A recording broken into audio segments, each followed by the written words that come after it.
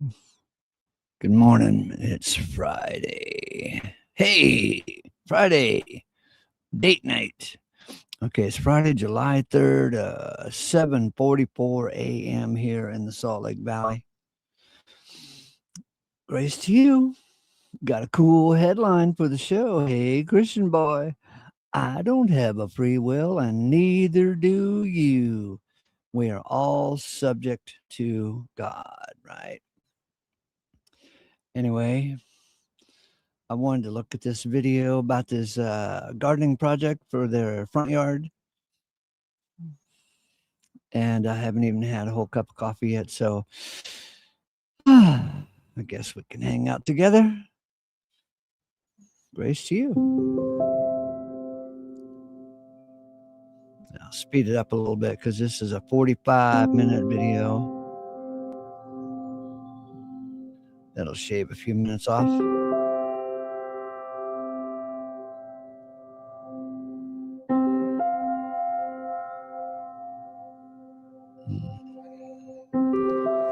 Welcome to the Meadow House Cottage Gardens.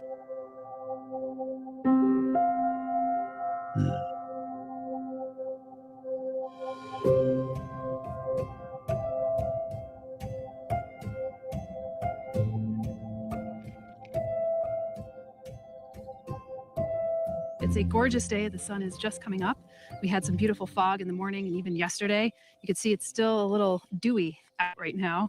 And the plants are coming in. Last time we were here, we were showing you a full garden tour, and it was in May. So the flowers were just starting to come up, and you could see that at least this back garden is really starting to put on some blooms.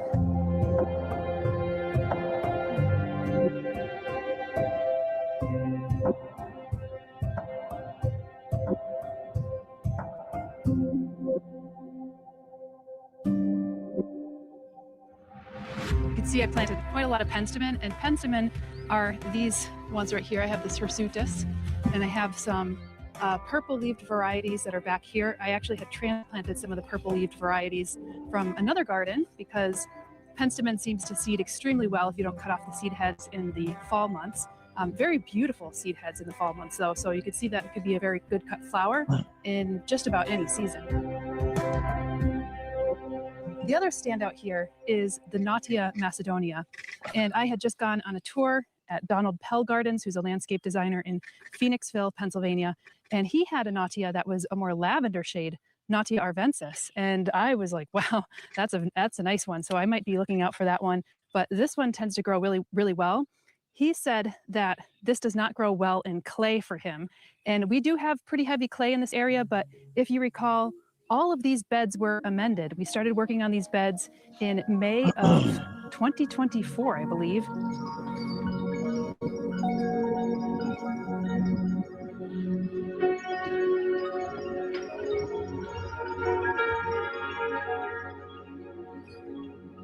Hey, baby. Look at that garden. Look at that yard. Oh my God, it's going to turn into something lovely.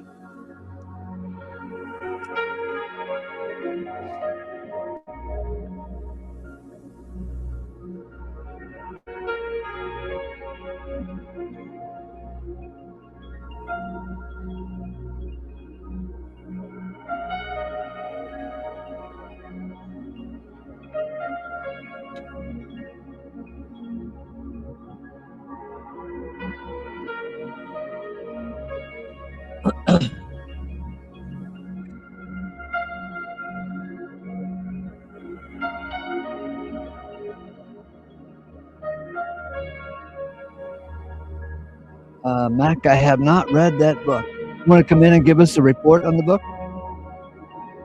Or is it a poem? The Stranger by Kamut.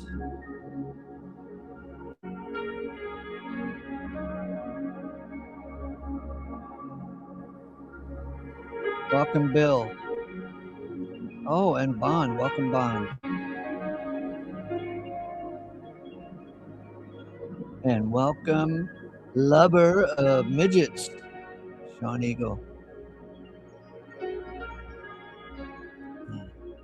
And we started planting things up in September, October of 2024. Not fully, None of these gardens get done right away. It's just really a process.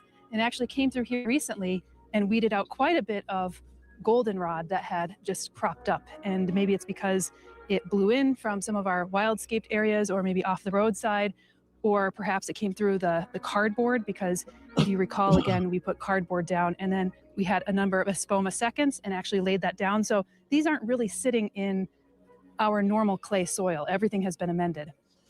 Now you'll see that this Natia Macedonia, I think this is called Mars Midget, and this is a smaller version of this tall one.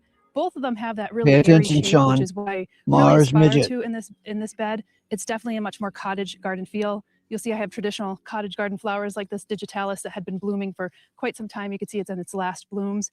And then we have this one right here, which is more of the species variety, and you can see that it has, you know, smaller flowers. And then I want to show you this one that I've really fallen in love with. Many of the anemone here are coming up as well that I had planted earlier in the year. These tall ones, Veronicastrum fascination. So these are going to get purple inflorescences. I noticed some of them had been falling down, and I wasn't sure if like maybe a groundhog came through or maybe a rabbit ate them. Maybe it was my ducks. I have no idea. But I've kind of don't usually have to prop them up. This is the one I wanted to show you. Look at that beautiful dusky lavender color. This is Delphinium elatum, and I've really fallen in love with this one. I don't know if I could find this colorway again, but it is just stunning.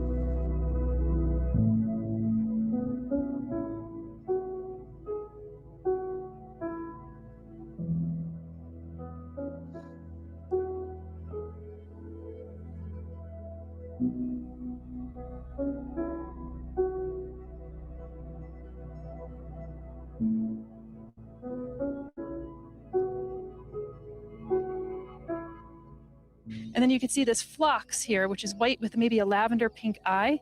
And that's one of the earlier blooming phloxes. Typically, phloxes aren't blooming at this point in time. Well, there's some that are earlier bloomers and some that are later. And that one has a tendency to be an earlier bloomer. And then here you can see baby's breath is just starting.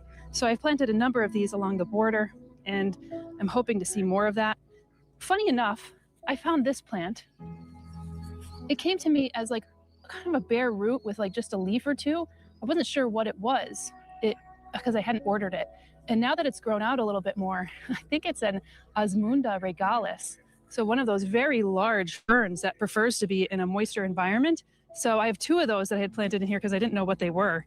And so now I'm probably going to transplant those out. One of the things that I'll have to do today, I feel like I'm a bit behind on this, is fertilizing the roses.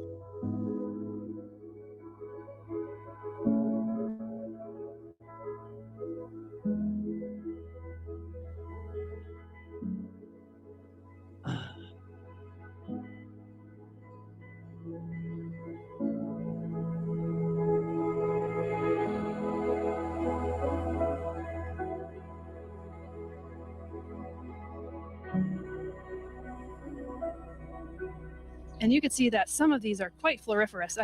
It's been a really good rose season. This is from the Flavorette series because reportedly you can eat the petals and they have a nice sweet scent.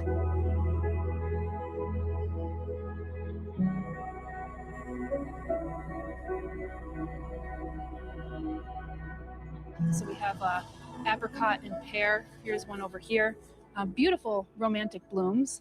I love the color. It's a little off the color palette that I was going in this bed, but you know, I think sometimes you realize that nature has different ways of showing you her colors and her shapes and her textures, and you have to make decisions on whether you want to edit that out or not. Great example is I did not plant any of this Zizia aurea, which has gone to seed in here now, and St. John's wort showed itself right here as well, and I've decided to keep those, even though this is quite a big like front of border plant, but these have a tendency not to come back in the same place every year. So I'm learning to basically embrace things like that. You can see that one of the long blooms is our native anemone. I think that's a beautiful front of border plant. It's starting to go to seed, so you can see that the seed head is very similar to non-native buttercups because it is in the Ranunculaceae family, in the buttercup family. And the liatris are just starting to put on some color. So that's Liatris spicata. It's usually one of the first liatrises that bloom for me here, I've planted probably about, I would say 9 or 10 species. I'd have to look. One of the biggest accomplishments though is this border. And of course it's still a work in progress. Last year, we had a number of beautiful tulips that came up. I had planted 4,000. Not all of them perennialized. Most of them didn't perennialize. Some of them did come back. But then after the tulips, it was pretty much nothing blooming after that. So it was like this dead zone for the rest of the year. And I'm not mad about it. It's just that these gardens take time, especially gardens that are at this scale. And so I decided to plant some more longer blooming flowers, particularly ones in June, July, August, just to get us through so that we could get into that September, October, which is a season I tend to like to plant in. So I have a lot more blooms during that time. This is, I believe this is a geranium dark Rider. I have to look on that, but it gets quite large and clumpy. And you can see that it's really holding its blooms, and it's been holding its blooms now for a good month.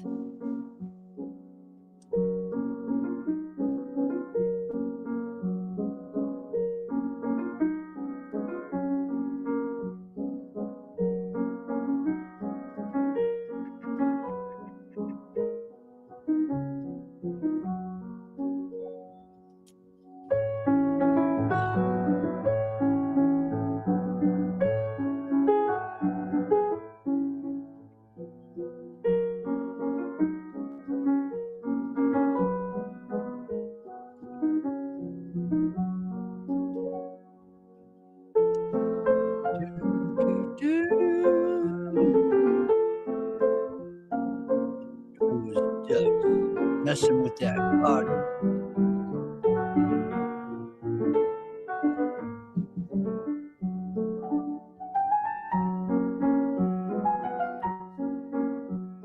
And the Achillea, I have 2 different kinds here. This is a bit more of a pomegranate color, but I have vintage red, and at certain times of the day it looks redder or maybe a bit more raspberry in shade. And then I also have some of our native geraniums that have darker leaves. So there's selected varieties that have darker leaves, and they had flowered a little earlier in the year. I noticed a lot of our native geraniums will have a shorter and earlier bloom season. These anemones, I believe this is called Anemone Jerusalem. These are some of the anemones that I had planted earlier in the year from the Leo Burby company that had sent some beautiful bulbs and tubers and things like that. So that was really lovely. Now this garden is still a work in progress. The standout right here is the Cephalanthus. This is called Cephalanthus Burgundy Spice. And if you smell this, wow, it smells like a very subtle vinegar, like a fruit that maybe has spoiled by a day or two and has started to turn. And I'm sure this actually attracts some flies. It kind of reminds me a bit of like the pawpaw or an Aristolochia or one of our Asarum blooms. The thing that I'm most sad about, and I was hoping would pull through, is my dove tree. And you could see that it's not going to put out any green this year. I'm very sad about this. It had a beautiful shape.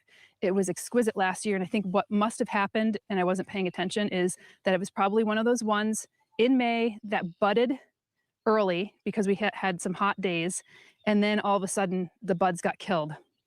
And my friend said, you know, you'd normally see green pushing out from the bottom and restarting again, but it doesn't look like that's happening. And you could see all the buds have basically blasted, all these tiny little leaves that started and fried off.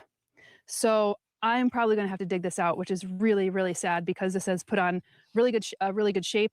And my friend even last year had commented on how beautiful it looked. I couldn't even remember what I had planted in this place. And dove trees, they have, you know, not really a leaf that you pay attention to. What is beautiful about it is the bracts and the flowers that look like white handkerchiefs or white doves, which is where it basically gets its name. But I'm picturing this more as a shrub area. You can see that I still have some of the daffodil leaves in here. I could probably cut those back, but I have a lot of rhododendrons and smaller shrubs, peonies even, that will start to billow out. So there's a lot of gaps in this garden, and I'm just trying to be patient with it. I'm thinking maybe I could do a really low-lying ground cover in here temporarily, because those rhododendrons are going to get larger. Like, I mean, probably within 3 to 5 feet larger. And also something else that has moved in here is this mullein. So I'm allowing that to come in. Again, that's a biennial, so it'll start to put out a rosette and then send out a yellow spike similar to that, which is growing up in the other one right there. And again, those are kind of very old world plants. And I just embrace the fact that they're in here, and they're not going to be there next year. So I think I'm just going to keep them and enjoy them with the fellow felted leaves next to the Stachys byzantina, which is the white and woollier one that's right next to it. Something else that popped over is this Tradescantia.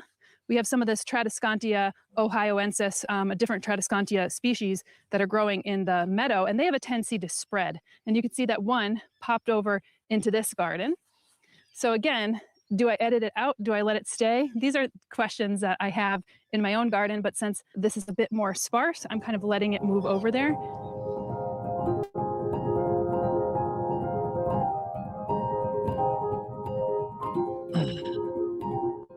And then here you can see that this has been relatively successful. I'm always constantly pushing the hemp dogbane here. You can see how much it's grown since the last time that we did this video, which was just a few weeks back.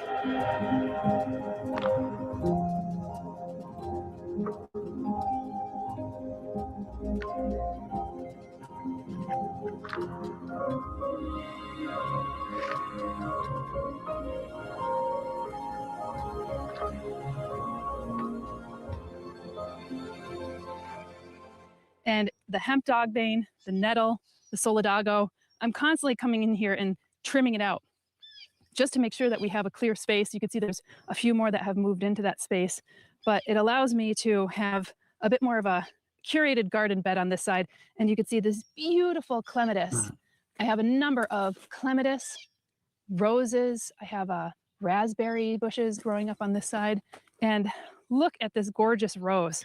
This has been probably one of the more successful ones growing on the fence. I have a couple more that are really just taking their time. And again, that's why I have to come in here and I want to fertilize. You know, these things are hungry throughout the season and I haven't been out here yet to fertilize them. And that's part of what I want to do today. But this is Weichenblau, which has a bit more of a raspberry bluish purple color. And that has been putting on blooms now for well over a month. And then I have another clematis, which is kind of this pinky lavender shade. I have to go back to all the clematis that I've planted along this fence line. But you can see I have another clematis there, another one there. I think those are summer love. And I have some clematis on here as well, but they've kind of gotten engulfed with the rest of these plants that I have basically pushed back with this fence line. Now our wild raspberries have taken off already, but you can see that these cultivated varieties are a little later in the season. This might be the orange or the kind of a purplish raspberry. I can't remember which one was which, but the canes look really strong here. It's almost as if I don't have to train them up on the fence line, which is nice. And then look at this Lonicera Kinsley's ghost. This was blooming earlier in the season. You could see the beautiful glaucous shades of those bracts up there, those leaves. And look how this one has just taken up and spindled like a snake up the side of the fence. Exactly what I like to see. And the apples have been tremendous this year. Now I don't see any kind of fruits starting on this one, but I do have fruits on another one over there. And sometimes it's about timing. So when it's flowering, there's got to be another one that's flowering that it could cross-pollinate with to get better fruit. I have another apple tree in that area. This is Jacob's Ladder. This has been blooming quite heavily throughout the season, a little less so now. And this is a chrysanthemum. This is called Robinson's Red, which to me is more of a magenta shade.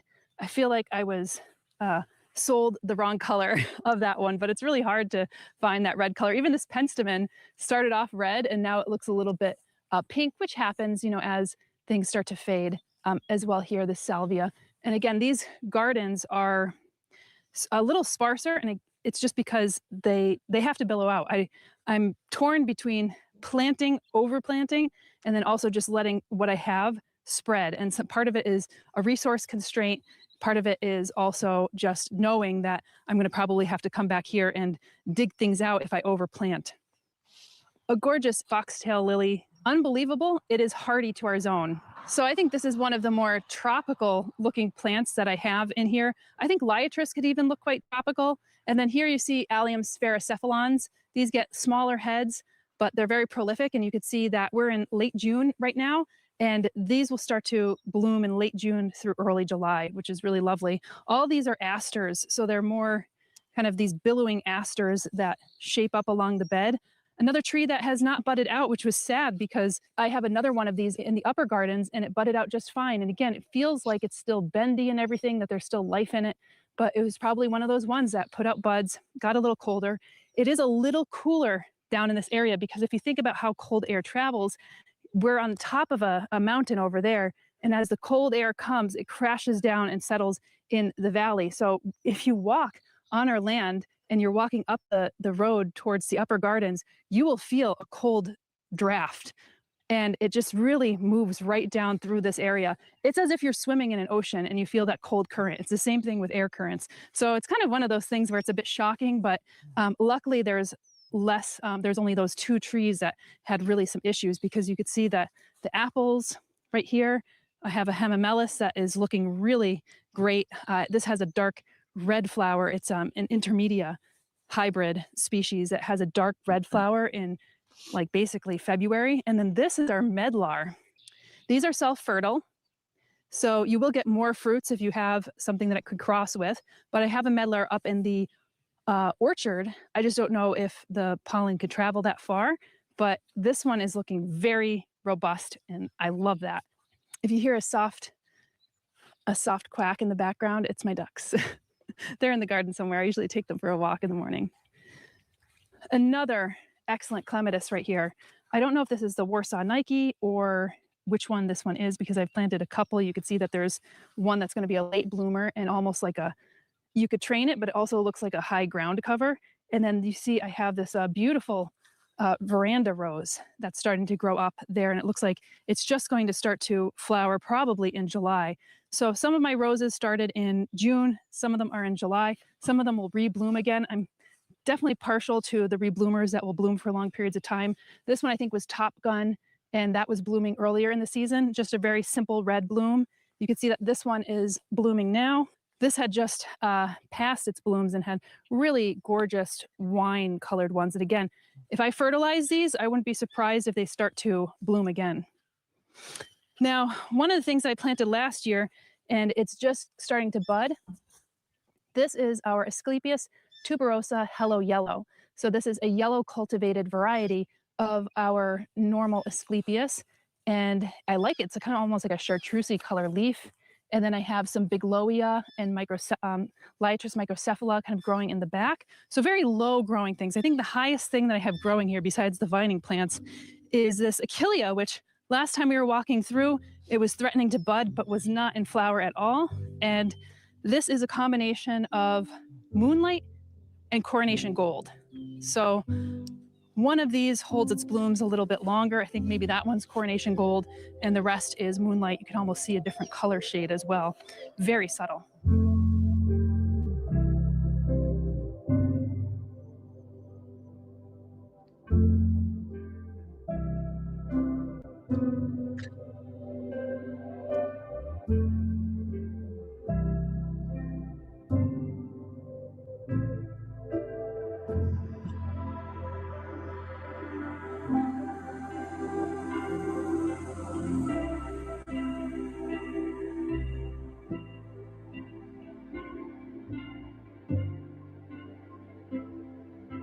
One of the things that I've been extremely pleased with, and one of the first things that we planted in this area before there was even a garden, was this Royal Frost betula or birch tree.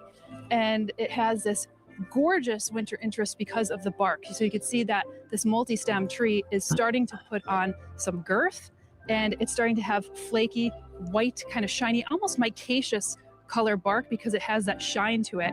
And just the other day, I drove my little garden cart, which is just a glorified golf cart, and I drove it right here into this dappled shade, just how you could see that this is shady right now as the sun is rising. Parked it right here. I was editing. I was feeding a chipmunk off the side. My chicken was sitting here. It was just pure bliss. And I curled up on the golf cart after editing for a little bit, and I fell asleep in the shade. We had no shade here before because none of these gardens existed.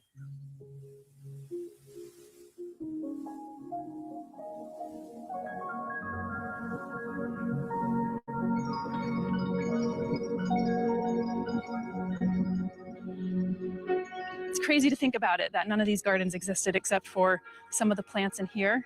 And I feel like planting some of the trees in here and augmenting the gardens with some more shrubs and herbaceous materials have really created a welcoming environment just on this 1/8 acre. And it just goes to show you like how much you could do on 1/8 of an acre. I mean, we have beautiful cottage gardens as well as a lot of edibles that are planted in here, like the apples I was showing you. We have strawberries that we'll take you to on the back patio.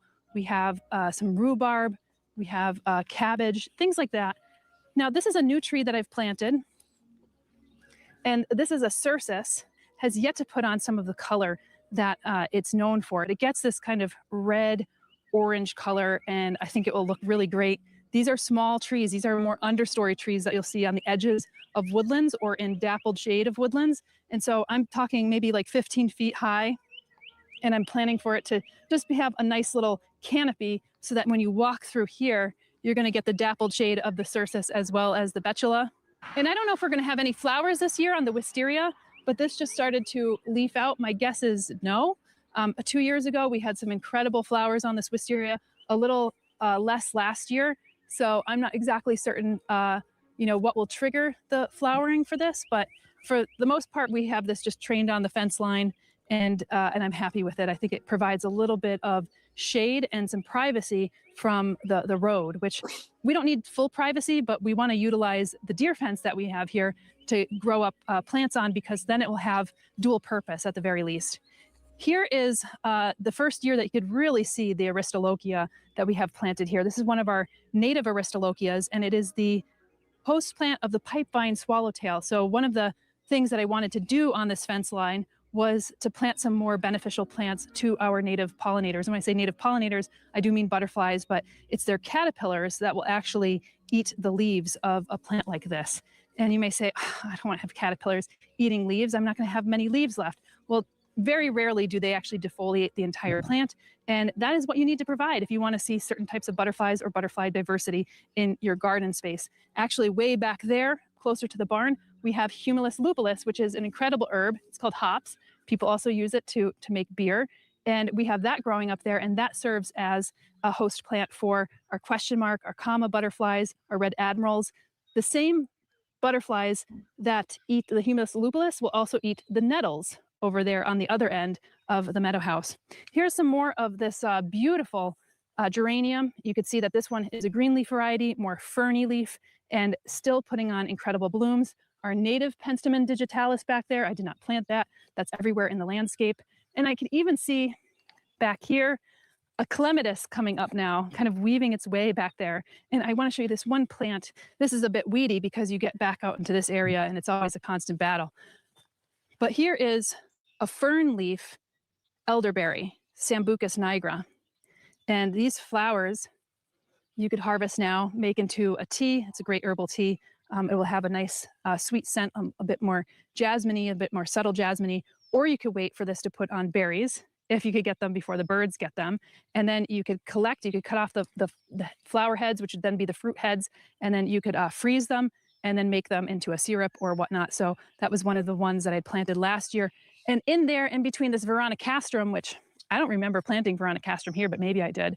But in between that, which has kind of this 5-leaf fingered Schefflera-like leaf, that's an Eleuthero centicosus. So that is another incredible herb. That one gets to be quite a big bush. So I planted quite a lot of big bushes over there because this area could handle it since it has a bit more space, except this Physocarpus right here is really moving in. I think this is going to get as big, if not bigger than this one right here. This is an area that I had planted in. They had this hydrangea here. They had that viburnum in the back, the pine, the spruce, the beautiful Acer griseum. But I've gone in and I've planted different trees and shrubs that you could see.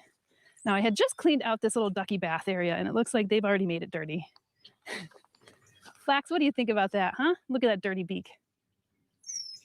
The idea was to really knit a lot of plants through here so that you have a green carpet and lots of different shades of green, of course, and greenish blue. These are some of our purple stem willows, I believe, and Salix nana. And these just move so beautifully in the wind when the wind hits it or early morning light. Here's an alpine rebase, which is an alpine currant. Had a lot of flowers this year, so we'll see what kind of fruits are developing. And then this area, one of my favorite parts of it. So this has Helleborus foetidus, some strawberries, and we have some anemones in here and some primula. and of course some weedy things too, but it all just kind of works together. Geraniums, heucheras, quite nice. I'm hoping that that really takes over here. And then this gets a lot drier. And then you can see I have some alchemilla over here. I have some alpine alchemilla as well as alchemilla mollis, and you can see the beautiful dewdrops, how it forms early on. Very mercurial. This is a new redbud that I had planted. I think that's called purple gem or black gem. I'll get you the cultivar on that. And the clematis are going off this year. I just bought this willow wattle. I was at Terrain earlier. I'll link to that video. And I noticed that it had this because mine was breaking down. And I was like, you know what? I'm just going to pick that up right now because this clematis was getting very, very big. And it weaves itself in there, but it was early in the season. So I was able to tear it apart and put it back onto another one. And you could see that I still have to kind of stick this up because it has a tendency to want to tip over. And there's a clematis right back there that's growing on another structure, but obviously it's going to be relying on some of those trees. And then over here, you see that I have a lot growing in pots. The geum right here is starting to look a little bedraggled, pretty much at the end of its flowering season, but the liatris is now starting to come up. So that will take over, as well as some of this sedum. And then here, you can see I started planting in a diversity of things, including Chippy, planting in some of his early sunflower seeds, which will just not do. Those will get really big. But you can see I have some Santolina, the alpine alchemilla, some sedums. This is sedum angelina. And I have some beautiful plectranthus and pineapple lilies and others like that. So that's growing really well. And this has started to fill out. This looks like a solidago that has moved in there. And then some clematis that are coming up here. And then I also stacked this pretty thickly. I only had 2 climbing plants on these, and I realized that's just not enough. So I have some clematis, I have the thunbergia, I have that black-eyed Susan vine, I have the hyacinth bean, I have a rose growing up there, probably another clematis, and then of course this lonicera. And I'm constantly getting this hyacinth bean and twirling it around because it likes to want to go into that cracks and crevice of there. Now this is one that you're going to have to plant over and over again because I love the flowers. You can see how cute they are, and they get edible beans as well that you could eat. But I really grow it for how beautiful it is. Those purple veins against that nice deep green and that purplish fuchsia color flower. It's just gorgeous. And so a lot of the baskets have come in. I think I will plant a red salvia year over year here because the amount of hummingbirds that come in just for this plant alone is really nice. So you could be sitting right here on the kitchen table on the inside and you could hear the whiz of the hummingbird coming through. This was really unfortunate. I had this air plant. I bring my air plants out every year, and had blown off into the lawn, and I didn't realize it, and I stepped right on it. Luckily, I didn't break the bloom. You could see that I broke some of the leaves off of it, but this is going to bloom this year, which is lovely. So I just usually leave these out here. Like I said, unfortunately, it got blown over, but that is just how it is. Either that or a raccoon had knocked it out. This is new for me. I had an olive tree planted in here, but this is a non-hardy, it's called Texas sage. It's not really a sage, it's not in the salvias. And then I brought in some lavender that I planted around it and some sedum, and I just really love this. And they have it as almost like as a topiary growing on this, and this will get like a purplish red flower as well. So that will look quite nice. But the last garden I guess I'll show you is this one because I kind of showed you the Tradescantia, but then that was it. Now, this fringe tree was blooming earlier in the season. And again, these are a bit more low-lying, gets a lot of sun because this is south-facing. So I have some Erigeum right here, this sea holly, which is very small flowered ones. And then you could see that I have the Monarda that was blooming earlier. You can see a little bit, almost looks like a monk with a bald head and some hair coming off of it. And I have some really interesting other plants in here, some purple-leaved sedums. I had to remove a lot of this sedum from the duck hoop area because this is growing on the cement pad. So I actually moved that over here.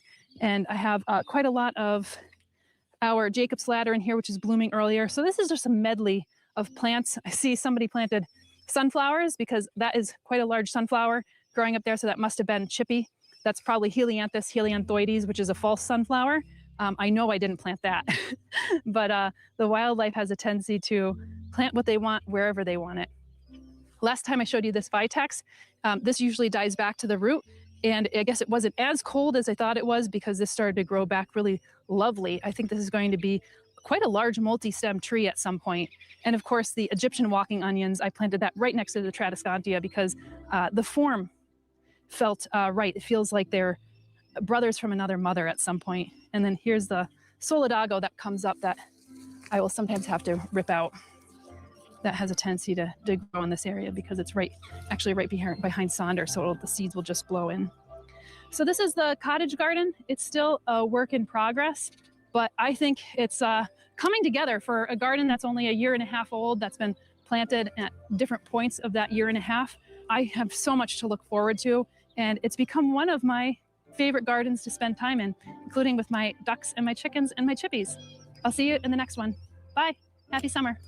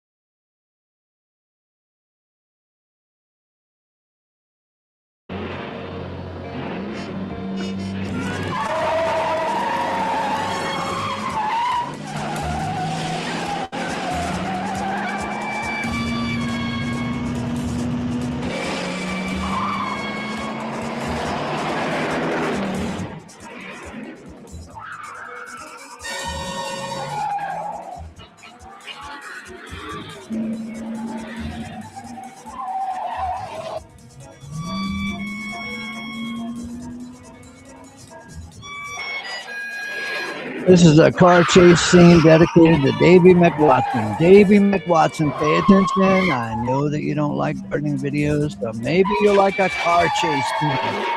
Go get him, Davey. Go get him. Davey McWatson, pay attention. You want to know how to do a car chase scene? This is it, baby.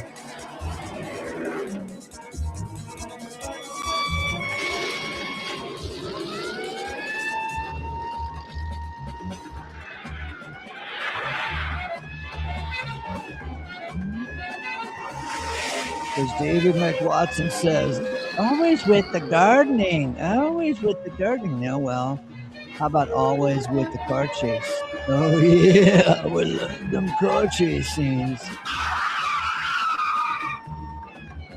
At least we're not doing a knitting class.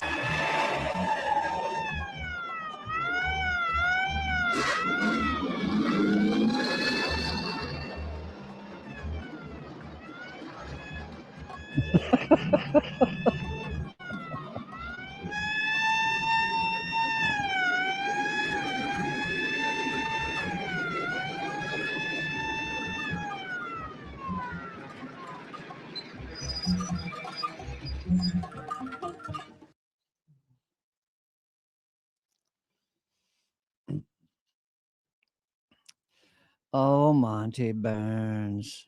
Monty thinks he has a free will. He can't even define the damn term free will. Nobody can. It's not in the scriptures, not in the New Testament. And the only place you find it in the Old Testament is the name of an offering that was that the Hebrew people were under no obligation to cotton to. It was a so-called free will offering, but there's no doctrine of free will in the entire Bible. And according to Monty and all the Christian boys, free will, the definition of free will, is man acting independently of God.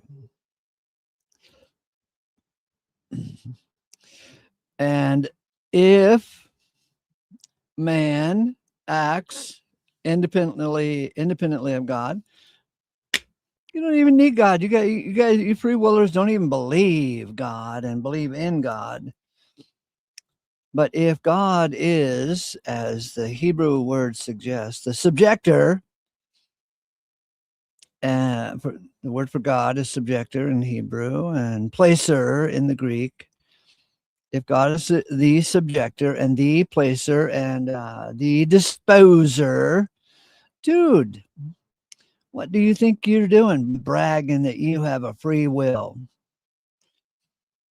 God places all. He placed you in the time and spot of your birth. He placed you with those parents, but not those parents over there. He placed you in that country and he placed you in this century. You have been placed, baby. So, Monty Burns, tell me about the placer. I want to know about the placer. I don't give a crap about your imaginary free will. Tell me about the subjector of all. I don't give a crap about your imaginary free will, your illusionary free will.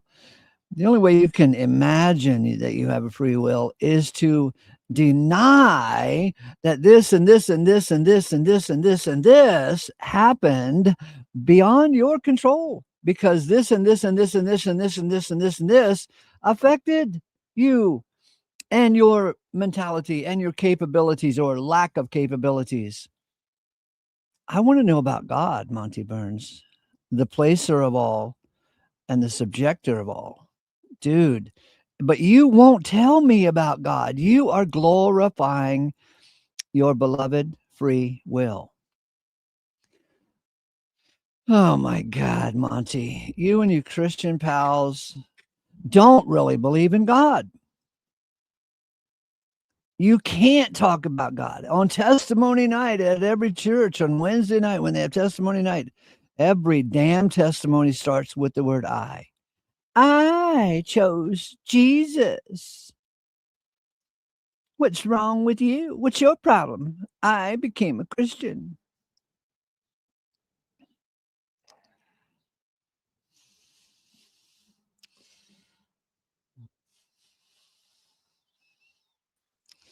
I'm not done ranting yet, so keep your mouth shut. Got me? Okay, so Yeah, give me a sec. My sound. Monty Burns with his beloved free will. So,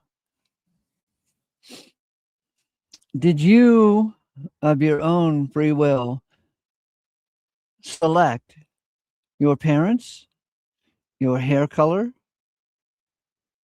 your digestive system, your place of birth, the language you speak?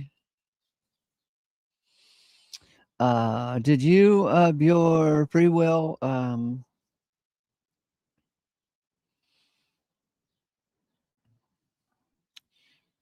choose to puke in the toilet the other night? Monty, please, please, Monty, please acknowledge that there is a God, that there is a subjector,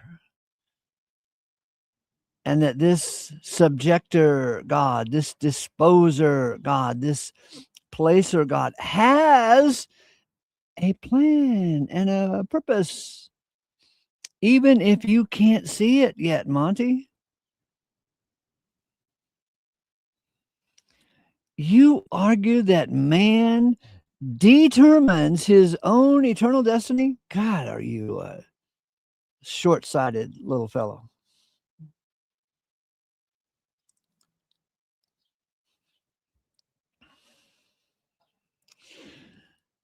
I mean, I'm 73 years old. I can look back at my life, and everything that came into my life was a blessing. Meeting this person, having this car accident, listening to this television commercial that influenced my life, the availability of a pair of shoes, when my transmission fell apart. Everything that came into my life was of God. it brought me to the next place, to the next place, and to the next place, and to the next place. Nothing that I did was of my own independent free will. God is the creator of all, jackass. You did not create yourself. And God is the one who establishes the relationship with the creature and maintains the relationship with the creature. And God has given you a little brain for a purpose, Monty. All you can see is your belly button lint and your sweet little free will, and you think it's so important. And that's what God has for you at the moment. You can't help it. So I ask Amicus, or was it Jill? Oh, wait, it was over on some other channel. Let me think. Who was it? Anyway, forget who I asked. But I asked them, oh, it was Irenic Pelagian. I'll ask you the same question, Monty. How many scriptures, Bible scriptures, can you find that are pro free will, right? And you claim that it's a biblical teaching, right? How many scriptures can you find that are pro free will? And how many scriptures can you find that are anti free will? Just make a list. Do your own homework. And it would be Irenic Pelagian is probably more dense than you, Monty. He said there are no anti-free will scriptures in the Bible. Right? And hopefully you're smarter than that, Monty. I can see that there are some pro-free will scriptures in the Bible, and I can see that there are plenty of anti-free will scriptures in the Bible. So just the question is, how do you make sense of it? Which ones are absolute statements? Which ones are relatively true? Which ones are metaphorical? Which ones are inference? Which ones are conjecture? But Irenic Pelagian said there are no anti-free will scriptures in the Bible. I have found more than 100 anti-free will scriptures, and I can see and appreciate the so-called free will scriptures that you guys always bring up. Choose you this day whom you will serve. That's one of the top ones that you guys bring up. I would have gathered you under my wings, but you would not. See, that's the second one. And right after those two, you guys run a little thin on the compilation of free will, pro free will verses. But yeah, just bring them up. You don't even have to come on this channel and talk to us about it. Just do your own homework. Go get a piece of paper and a pen. Go old school and write down every verse that you can find that is that seems to be pro free will. And every verse you can find that seems to be anti-free will, and see what you got there, Bucky. Or you can be lazy and just glorify yourself and your free will and your ability to determine your own eternal destiny. Ha ha! I'm a Christian. What's wrong with you? I chose Jesus. What's your problem? I'm not going to be annihilated. Too bad for you. Okay, I'm done. Go ahead, Justin. I just it's the blindness is amazing.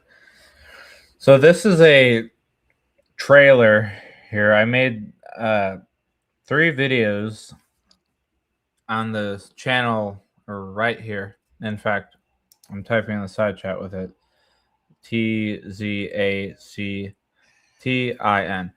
And in these 3 videos, one of them's just an add-on. So it's mainly just 2 videos. Both of them are an hour and 13 minutes long. Just happened to land on that. And these two videos, the first two, one of them covers verbs and everything you basically need to know about verbs and how to start practicing it without, you don't even need to know all the conjugations and stuff. You if you just download Interlinear Scripture Analyzer 3, you'll be fine. I mean, if you want to start learning more, I'm glad to help. But I mean, this is like the essentials, like, and these essentials will have anyone who puts them into practice. And I say puts into practice because it's useless unless you actually want to put it into practice. Because if you just watch it, it's it's not going to settle. But if you go put it into practice, even when you're reading translations, put it into practice. Like if something looks interesting, maybe go look at it. And so the first video is on the verbs. I recommend just watch that one first because I made it first, in the order they're uploaded. The second video is even better, but it's much more useful if you've watched the verb one. And the second video is on cases, and it also brings in prepositions, and cases will apply to nouns, adjectives, and verbal adjectives or participles. And the last video, which is just like about 8 minutes, is an add-on to the verbs, which just kind of bring in really quick a quick summary of indicative, subjunctive, verbal adjective, imperative, infinitive. There's not that much to say there because other than Christianity has made mincemeat out of it, because when you really look at it, like what you're really dealing with is indicative is it just indicates. Subjunctive is just indicating, just like the indicative, but it subjoins to the point. So it's not some kind of ought, but optative is ought or option. And it basically, this is just a little 20 minutes of it. The whole thing is only 2 hours and 30 minutes, all three of them together. And I also bring in some of what I've figured out of Hebrew verbs so far, which, you can take. I think it's valuable, but what I'm saying, but what I would say though is don't skip around in any of them because I go back and forth. So if I start talking about the Hebrew and you don't care, just suffer through it. So here's just 20 minutes of like some cool stuff you might see in it. So I just figured I'd bait some people in with it, Primitive language. What we really have in the so-called present tense category is indefinite. Turn it up. And what does that mean? It means that it's not actually... It's not loud enough? No, it's not. Turn it up if you can. I can't, but I can possibly, if I re-render it here. What should I do? Is it too quiet? Like completely too quiet? I can re-render it here, and I can double the volume. Here, let me do that really quick. I'll just render it at a quicker pace here, so it's not full quality. It should go quicker if I just render it at a lower quality. I'll double the volume on all this. You got the magic touch. Good morning, boys and girls. It's 8:38 here in the Salt Lake Valley. We got some good weather. It's not too hot, not too cold. Let me hop over and see what KSL says about the weather here. 71 degrees now, 91 later. And it looks like no rain for the next 7 days.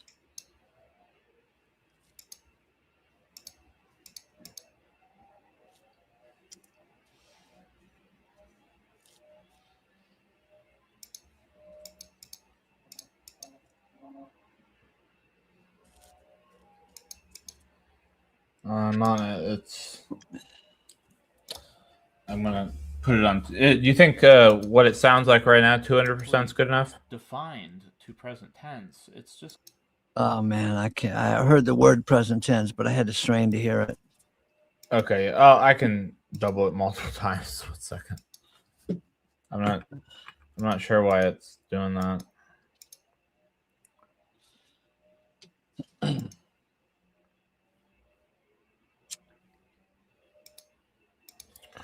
Volume booster. I can just do it quick. All right. Upload video.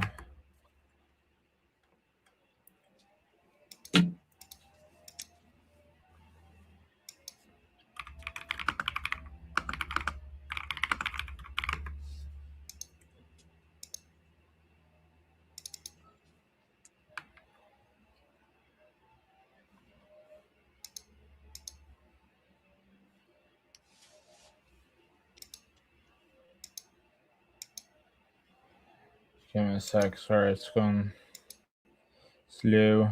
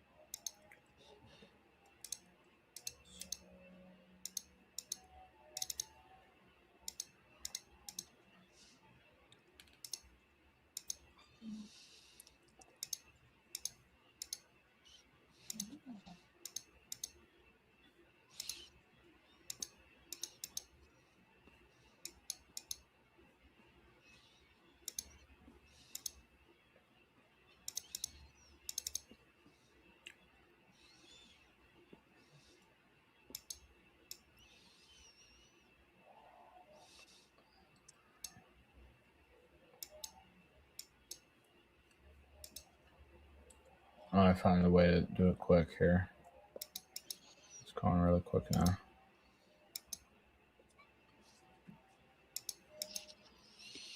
It's a certain website here.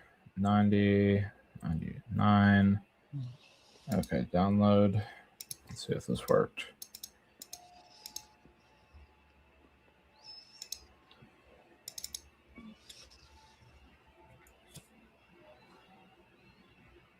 Try that.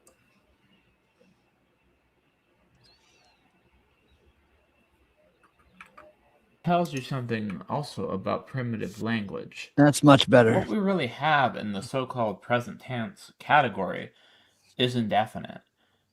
And what does that mean? It means that it's not actually defined to present tense. It's just kind of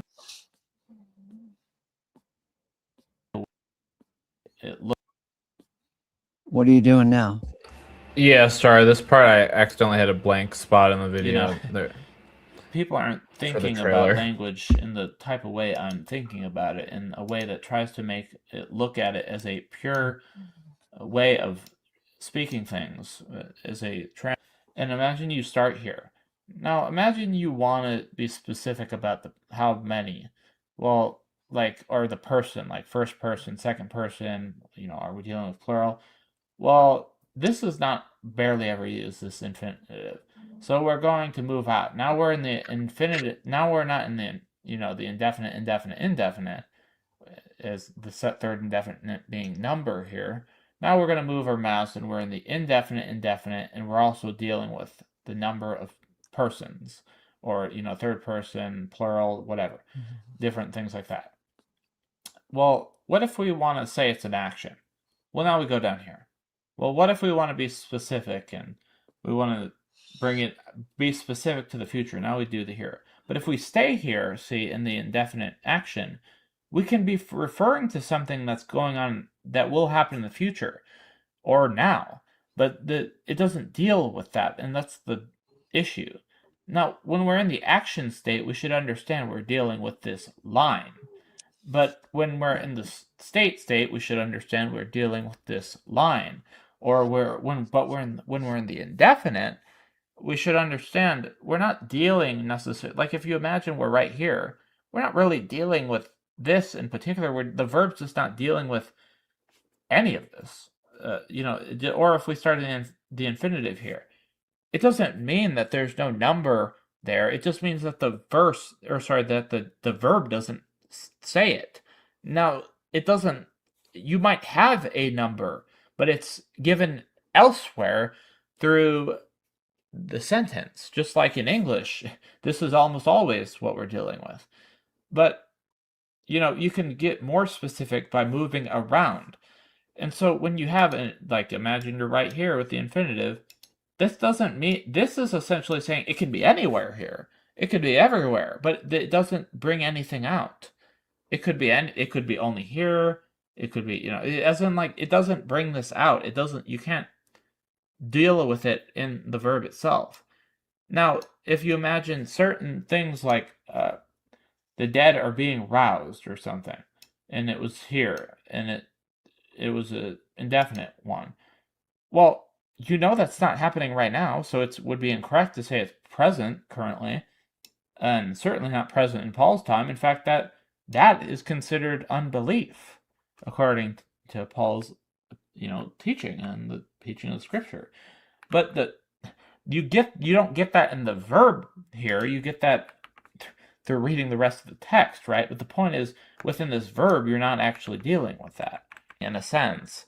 But it's not exactly that it's happening, and because it's not incomplete like we might think of it.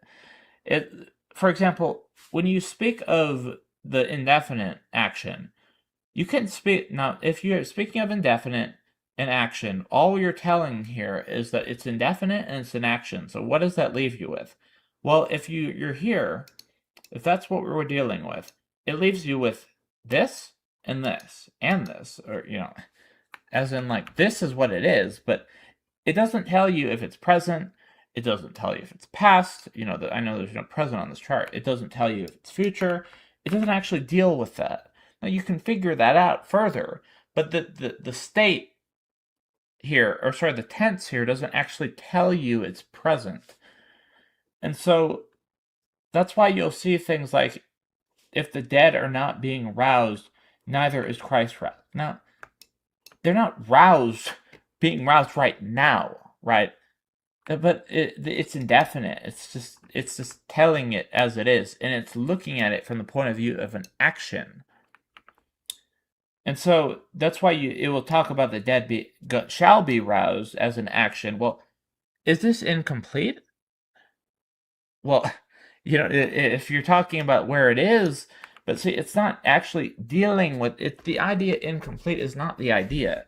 And that's why you'll talk about the dead shall be roused, and you'll use something like this. And it's not pointing out that it's incomplete. It's actually using it as an action in that sense. Or by action, it's something that happens, or something like that. It's certainly not a state, because you don't use that because it's not done. So you don't actually look at it like it's complete here. You look at it like it's gonna happen. And when it happens, the dead shall be roused, right? This would be where something like that would be. Or shall be being roused, it might be translated. And this is not saying it's going on and then it's still incomplete here when it happens. No, it's not incomplete. It's just an action. Just like this is not incomplete, it's just an action. Now, it can refer to something incomplete, but it's not the idea necessarily. It doesn't have anything to do with that. So, as I said, call it an action. That's what it is. It's not incomplete. It's just confusing people. And in the state of complete, it's helpful maybe to understand it as complete in this case. And that's because, in a sense, what incomplete is it's almost like it's got that name by contrasting it to complete. Because an action, I don't know why, I understand, it's almost like contrasting it to this, but the problem is it's not looking at it like it's incomplete. It's actually looking at it like an action, like the dead shall be being roused or something. It's not say the idea, of course, is not they'll still, right now they're, if you were to look at this as a present, which it's not, right now they're being roused, and one day they shall still be being roused, and it still shouldn't be done. Like, of course, that's not the idea, and you can apply it to so many other things. That's ridiculous. This is not the idea at all. Is like incomplete, like it's not like imagine using an incomplete for so many things that are used, and you don't have the state future. So what you have is, this is looking at it because it's incomplete now. In that sense, it's true, but it's not looking at it like that in that kind of way. It's not really the idea. It's an action, and in this case, to understand, it's not really to say it's complete either, but if you understand it as complete, it's kind of helpful in the sense that you're dealing with the state that comes out of the action, or the state that comes out of something. And by action, of course, we're looking at motion in a sense, or it's an action or an act, but it's not necessarily talking about like a human action or something, if that makes sense. You got to understand it in what we're talking about. An idea like that you're causing something. It might be causing something in a way that you're causing something, right? Like if I cause this cup to tip over, I'm looking at it from the point of view of causing it, as opposed to the action I'm doing, which would be the ground. And where in reflexive, I guess, if you're saying self-causative, maybe you're, if you don't know any Greek, and because it's not always as simple as just looking for those elements, how can you identify, if you don't want to learn any Greek really, but you still really would benefit infinitely from understanding those things, but to look at those things, now you have to have a way to look, right? Okay, now I'm going to deal with the nouns and adjectives and the cases, and I'm also going to make a third video on the verbs in regard to subjunction, optative, indicative, things like that. Okay, now when we look at this cases issue, there's so much twisting going on here as well. And let me give you an example let me first start. What are the cases? We have nominative, we have accusative, we have dative. Let me put genitive first because it's often labeled this order. Dative, and we have vocative. Okay. Now these are the 5 cases we're going to be dealing with, both in the adjective and the noun, and also in verbal adjectives, right? And so, well, I don't know if I think you could have a vocative verbal adjective, but yeah, I don't know. Which is a participle, in other words. But anyway, what we're dealing with here is just this. So nominative and accusative. Let me just put these in the same thing, because these are nominative and accusative are just really about how they relate to the sentence and each other in a way. It's not, there's nothing really special in either of these except just that. So the idea is how it relates to the verb, and if there's no verb, it's the exact same idea, like if there's a verbless sentence. So, if you have a nominative and then you have an active verb, in fact, if you even have just an active verb, and the idea is it's going this way with the arrows, right? You can see they're pointing this direction. That's direction in regard to cases, though, not in regard to word order. It's not in regard to word order, but cases. So what we're dealing with here, when we have an active verb, almost always what we're going to have is not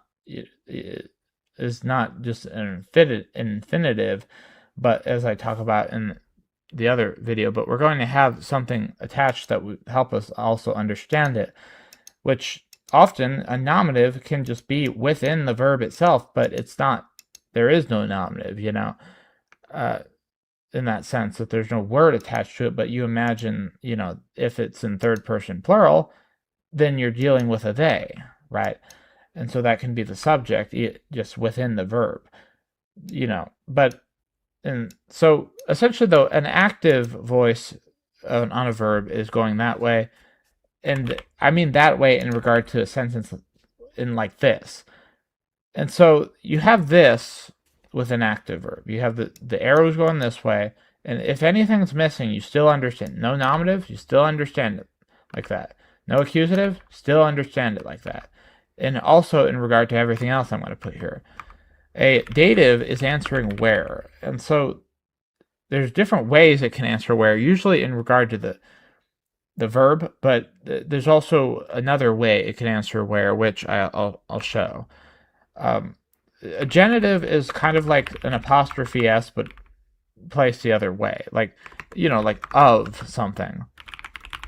Like if you, but the problem with the English word of is just, it's really dynamic in how you can use it, but it's of. And I'm going to talk about the prepositions either in a separate video or in this video. If it's in the title, it's in this video, which it will relate to the cases as well. This is the basic thing about the genitive. It's just like our idea of something, and it should never be confused with the dative, because the way English prepositional phrases work, it can sometimes be really confusing, but the dative is answering where. This is kind of, if you imagine you have an accusative here, you're having in a genitive here, you're having something, in this case you would have the accusative of this, the genitive, right? So that's what we're dealing with there. Of blank. Okay. And so now, keeping this in mind, how we got to understand how they work with each other. Now, this in regard to this, what we're going to see is, if we want to make it passive voice, it's the same setup, but it's the other way, right? And if you want to make it middle, it's the same setup, but it's both ways, essentially. It's back and forth if you want to. Knowing, this is active. What are we knowing? The accusative. Let's see. We're knowing a truthful one. And we are being. So again, active, action. And again, understand present is indefinite, as I talk about in the verb video 1.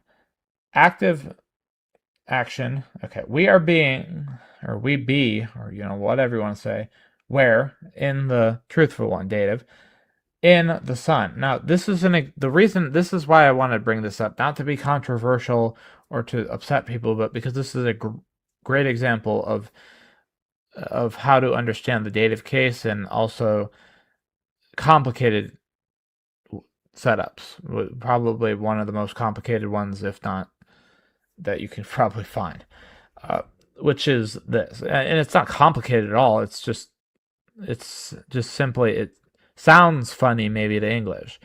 We are being in the truthful one in the sun.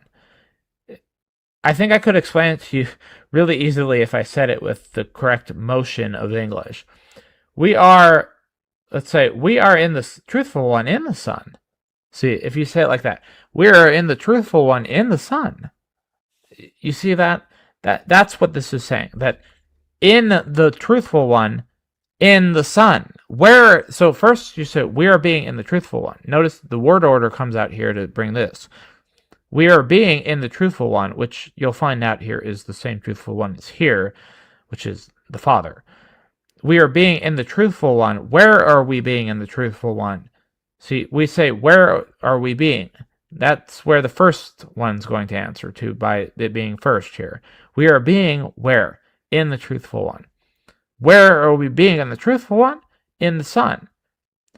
See, just like how it's I would never translate it this way, but this would be a way to help you understand. It's not saying the words with another verb, but it's, if you imagined it like this, like, we are being in the truthful one because we are in the Son, or we are being in the truthful one by being in the Son.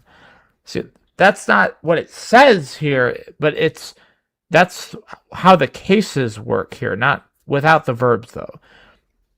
As in by being, because it's saying, where are we being in the truthful one, and where are we being in the truthful one? In the Son. If you understand what I'm saying, I wouldn't want to put by being, because it's trying to bring this all, we're being in the truthful one in the Son. See, but that's kind of, this is a hard thing. Like, do you translate it so people will understand it, or do you in such a case, like where it's this, most cases you just want to leave it very plain, but this is one where, like, I just feel like you'd have to have a side note, or maybe some kind of help for something like this for someone to understand a dative case in such a setup.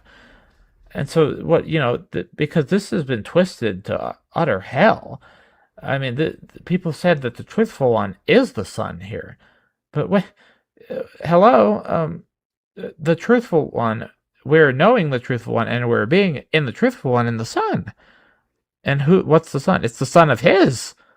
It's His Son, Jesus, the Anointed.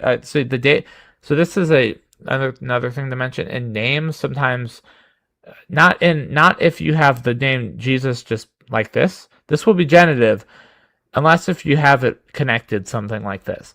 And it's because you won't spell a dative with this, but anytime this is left alone without a dative next to it, it's dative. And the reason it's important to point that out is because there's times where it will say Jesus is, like Jesus isn't a preposition, don't turn it into as if it had one. For example, I heard Chuck Missler once say that saying the kingdom of the heavens is the same as saying kingdom from the heavens. That is utterly false. The difference would, you would put apo and then you'd say from the heavens. And if you don't have apo, you say of the heavens, and that's that. You don't add words to scripture and say it's from, nor do you subtract. So don't ignore prepositions at all. You can get of God here is because it's not saying out of God like as if it's talking about what it's trying to say here is kind of exactly how it sounds in English. Yet all is of God.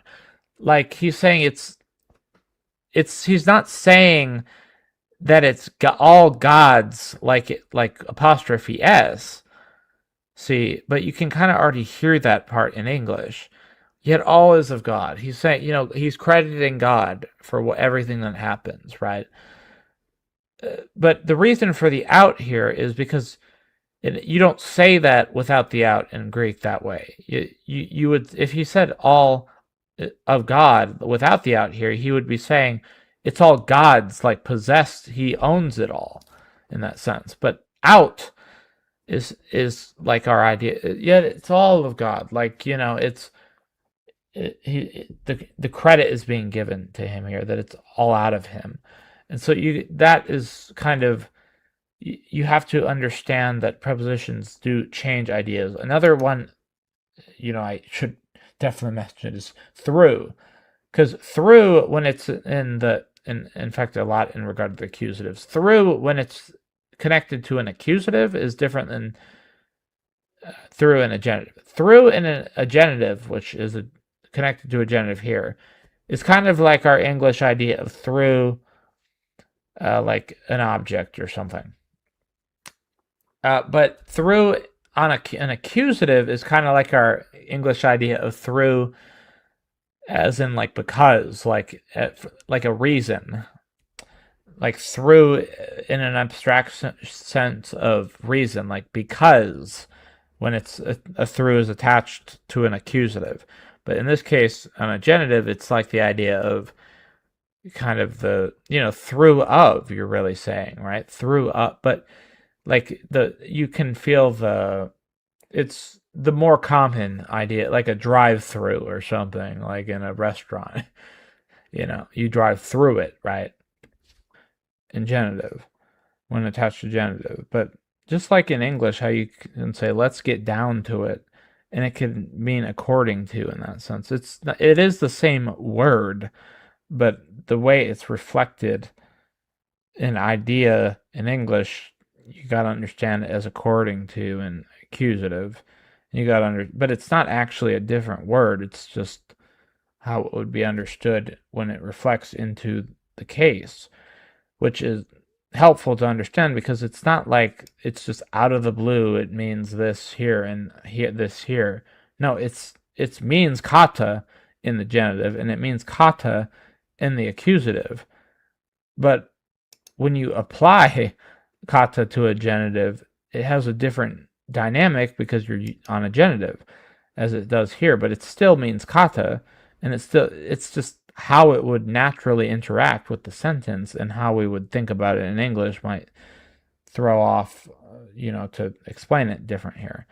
But it's not that it's different. It's not a different word or anything. Same with meta, right?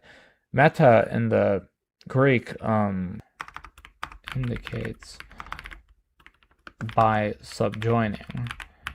And so the idea is just that is, sub is in Latin for under, right? Under junction is junct is Latin about join, under join, or something. And so this is just an indicative, but it's subjoining. And so the idea is that by underjoining an idea to another, you're claiming this idea true because of what was said before. And so like an example would be in John.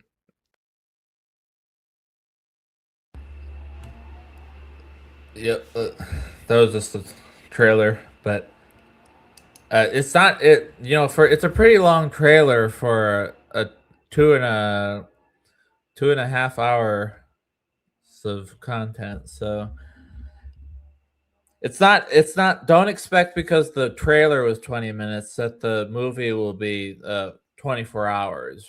So don't worry. I love it. Hell yeah.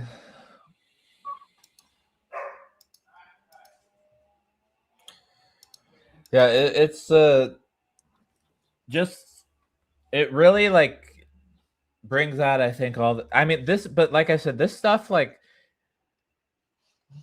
this is the stuff people need more than, like, you can read those Christian grammar books, hear layman seminary talk for layman. I went over there. I told him, I think you should watch my videos on the verb and the noun and stuff. And then I just left it there. I kind of hope he does, but I'm a Unitarian, so no. He treats me like shit ever since that, but whatever. Like, in regard, like, that was like, it was bad enough when I was an annihilationist, but now that I believe in one God the Father, I'm really going to hell. Oh my God. A one-way ticket straight to hell. Yeah, I thought of a funny title for some of those old videos that I made, messing with the pastor and stuff. I said, I retitled one. I asked a pastor if he believes Jesus, the Savior of the world, died for our sins. Shocking response. Shocking response.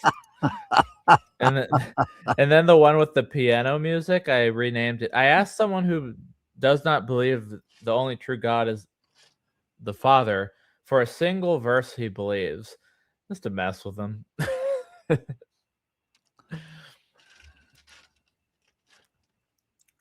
Yeah, but it's really about those thinking patterns, though. Like, if someone puts these things into practice, this is infinitely more useful than all the Greek you'll find in seminary or Christian books. I promise that much. that stuff is just noise. It's so much noise. I mean, like I said, I had practically all the words memorized back when I was a Christian, and then it was just so much noise that like nothing meant. It was useless. So yeah, put an exclamation points in the chat. Just click my channel or something if someone wants to go there. Yeah, in fact, give a specific link to that. Well, and introduce it by saying, here's a Greek lesson everyone needs to learn. Let's see here.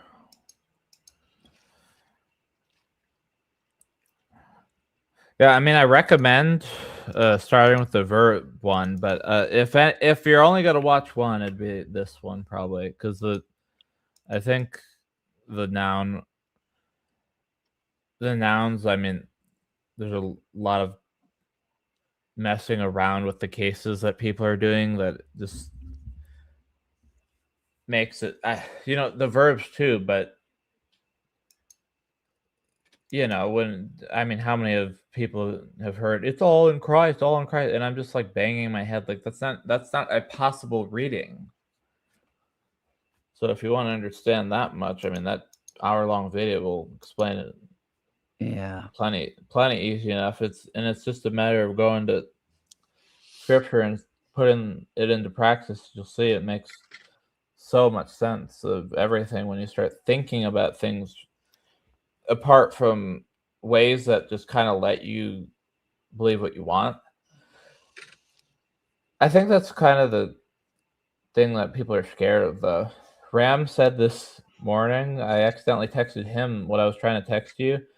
And he said, I find it amazing every day that Christians don't believe 1 Timothy 4:10. And then I kind of explained it like this.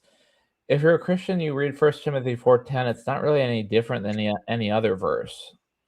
Anything's subject to what you think and what your religion has told you and what denomination you're a part of, or non-denomination you're a part of. Denomination you're a part of,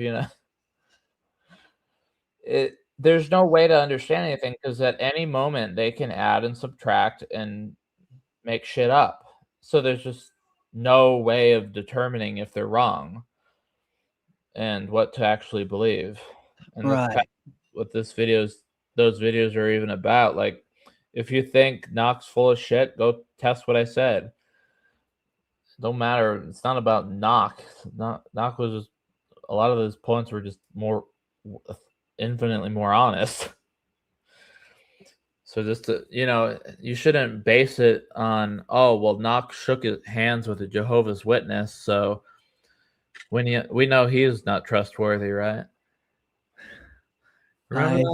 I remember that. I don't understand why such a shallow comment would fall from a so-called Christian's lips. I mean, Jesus had dinner with sinners, right? He drank wine with sinners, and that's exactly how the Pharisees acted toward him. Ooh, he's eating with sinners. He's a friend of sinners. And Knox shook hands with the Jehovah's Witness guy. How dare you listen to Knock? Yeah, that was the proof. And you know what the most amazing part about that is? That was the proof you shouldn't use the translation. And how many things do you think you could come up with the King James people? Because he was King James only.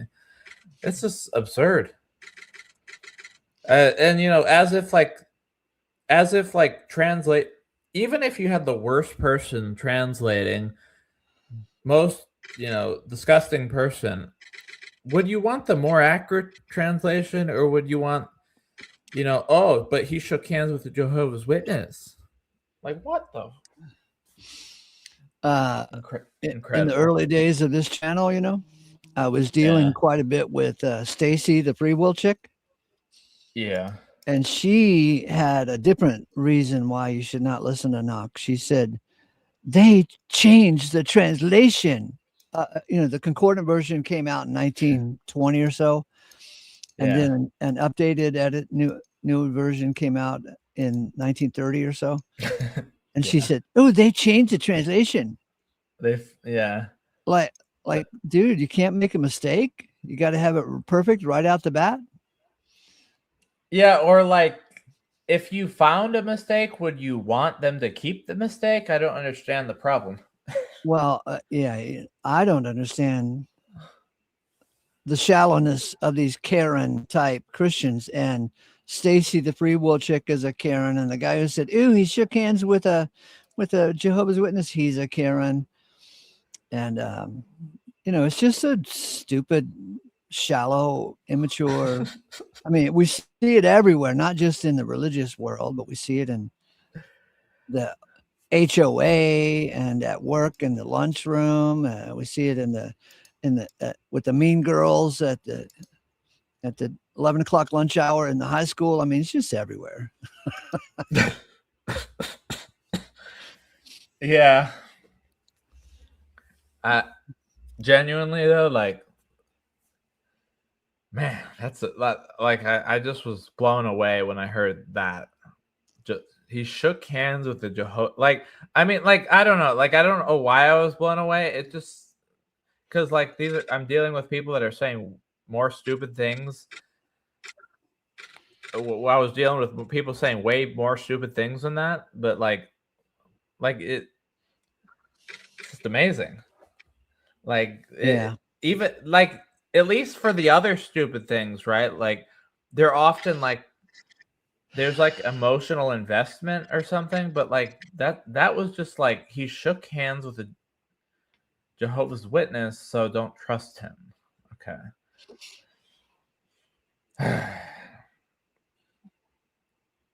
Yeah, and he took his given name. Yeah. Yeah, he accepted his given name, Adolf. Ooh. Yeah. He got the name Adolf before Adolf Hitler was ever born. Yeah. Yeah, you've mentioned that to me. I thought that was funny.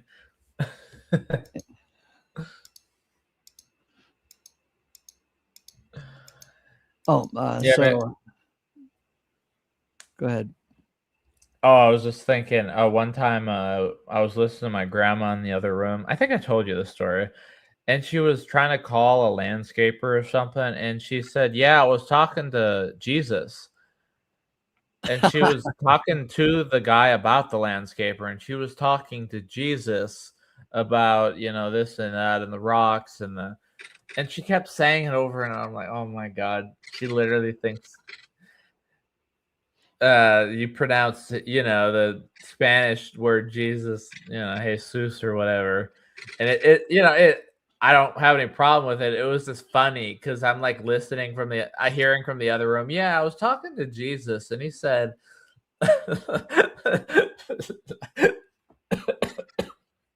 it's hilarious.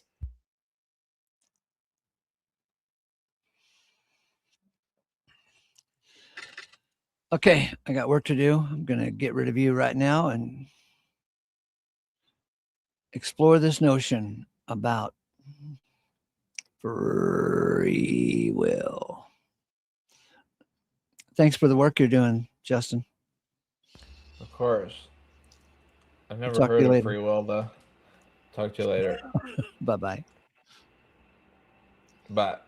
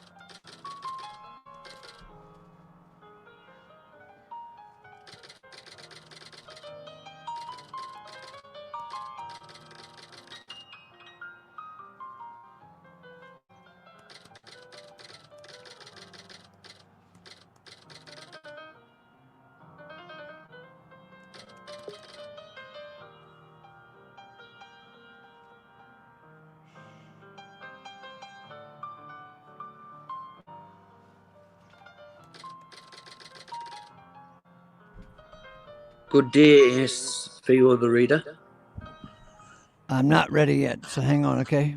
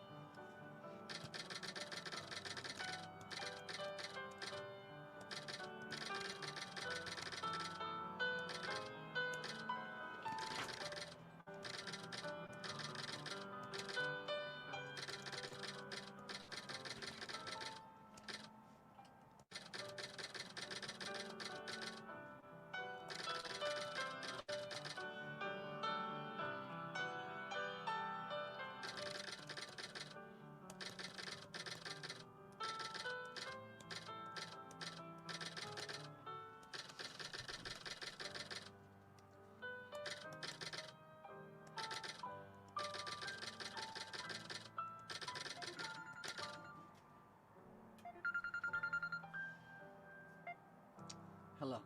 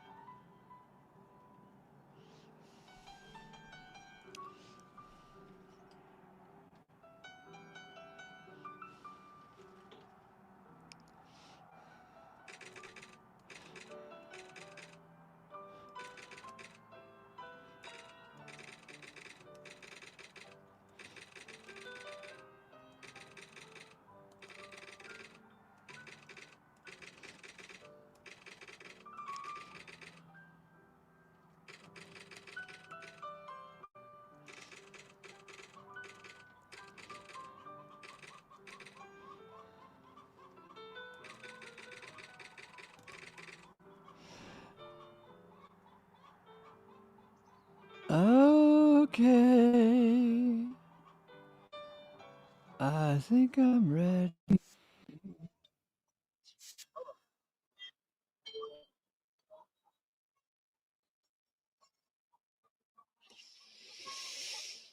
Mr. Dwayne. Mr. Ace, how you doing, buddy? Fine. Up early this morning? Yeah, how about you? You have any crazy dreams? 6 o'clock again. Oh, yeah? 6 a.m. Fresh and early. Oh, it's 6 a.m. right now? No, when I woke up this morning. Oh, it's, over here, it is 5:05. Wait, 6 minutes past 5. Sweet. Let's see. So we are going to talk about subjection. Subjection. What a cool topic. Monty Burns cannot talk about subjection, man, because Monty Burns is fascinated with his toe jam and his belly button lint and the boogers that come out of his nose. He don't know nothing about no subjection.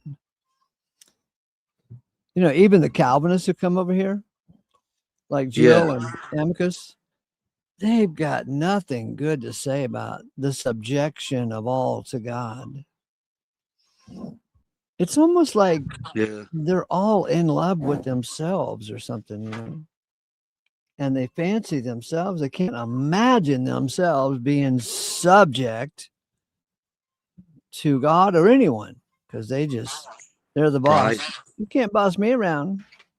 I mean, even Monty Burns, when the concordant version use the word slave in Romans 1:1, that Paul is a slave of God? Yeah. Monty Burns freaks out at that word slave because he wants the concordant literal New Testament to use the words servant in Romans 1:1, because in Monty Burns' mindset, it's all free will all the time. We could always quit God. If we don't like the benefits package, we can quit and go get another God or something like that, right? Yeah. Monty doesn't know there's only one God, one subjector of all. And don't tell him, but nothing can go wrong in God's universe. Okay, I'm ready for you. I just had to blather a little bit. Can you bunker up, mate? Oh, yeah.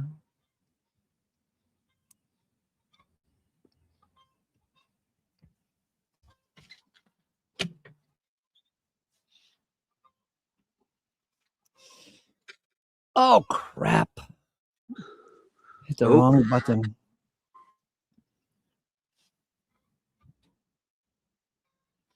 Hang on while I bring it back.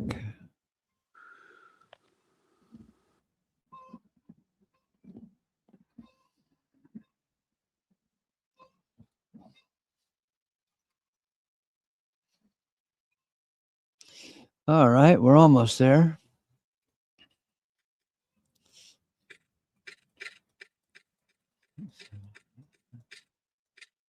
Okay, go ahead. Hey, Christian, I don't have a free will, and neither do you. We are all subject to God, right?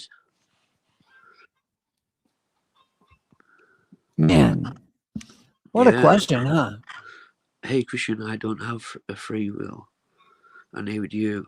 We are all subject to God. Isn't that true that we are all subject to God? Oh, without a doubt.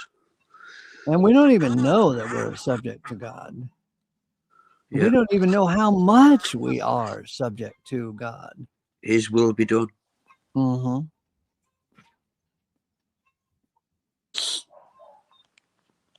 Friday morning, July 3rd, 26, 9:15 a.m. 72 degrees now, 91 degrees later. Dearest Christian boy, did you ask to be here? No, you are here because you are a subject of God, whether or not you know it. Did you choose your parents?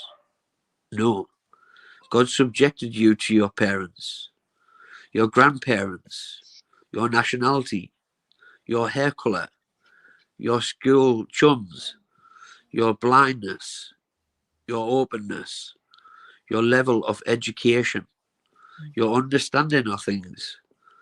Dude, where's your bragging? Everything you have got, you got it from somewhere. You got it from God. 1 Corinthians 4:7. For who is making you to discriminate? Now what have you which Now what have you which you did not obtain? Now if you obtained it also, why are you boasting as though not obtaining? You got everything you got from God, the giver of all, the creator of all, the subjector of all, the placer of all, the disposer of all, the causer of all. Man, that's a hell of a paragraph, huh? It certainly is. You got everything you got from God. Yeah, it certainly is. Right. God created you just as you are, with all your faults, with all your potentials, with all your puzzlings. And since God is the God of movement itself, I have faith that you will not remain a pain in the ass forever. Oh, isn't that charming? I have hope. Yeah.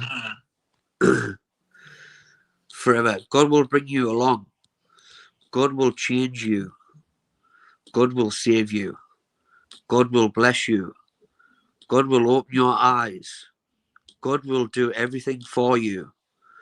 Although you may think that God is doing everything to you, oh no, God is doing everything for you, to bless you, to bring you himself fully reconciled.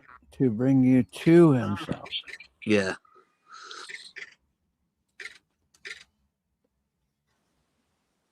To bless you, to bring you to himself fully reconciled, with a full realization of him who is.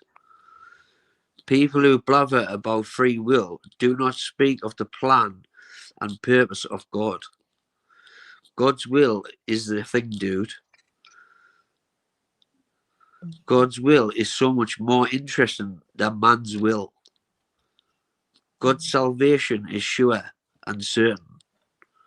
Man's imagined free will is sketchy and uncertain. The Christian religion is so focused on man and man's doings that they cannot imagine that God is happy. 1 Timothy 1:11. All I can see is that man is such a miserable mess. Surely God must cleanse the universe of such trash, right? But check this out. As I have come to see the story of God and Christ, God is happy. 1 Timothy 1:11. God is happy because God is happy with Christ and Christ's obedience. He was obedient unto death, even the death of the cross. Philippians 2:5-11. And because God is happy with Christ and what Christ achieved on the cross, God is going to reward Christ with all. You see, Christ died for all. And so God is going to surrender all to Christ. And thus all will be subject to Christ. See 1 Corinthians 15:27-28. And when God surrenders all to Christ, in that grand subjection of all to Christ, then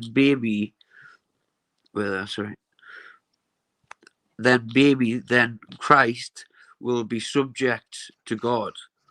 And finally, God will be all in all. Can you bump up the words a bit? Because when it goes smaller in the little boxes. Yeah, that's better. 1 Corinthians 15:27-28. For he subjects all under his feet. Now, whenever he may be saying that all is subject, it is evident that it is outside of him, who subjects all to him. Now, whenever all may be subjected to him, then the Son himself also shall be subjected to him, who subjects all to him, that God may be all in all. Keep in mind that the Old Testament Hebrew word for God is subjector. Now look at 1 Corinthians 15:27-28 again. Now imagine the subjector subjecting all under his feet. Then imagine after all are subjected under his feet, then the Son himself being subjected to the, I'm not sure what that word is, subjection of all. To the subjector of all. Subjector of all.